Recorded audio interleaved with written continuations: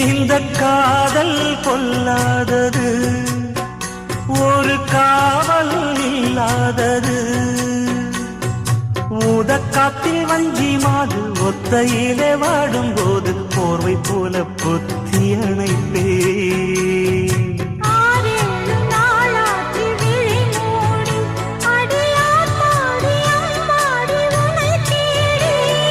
நீதானே மானே என் இளஞ்சோடி, உனை நீங்காது என்றும் என் உயிர் நான்.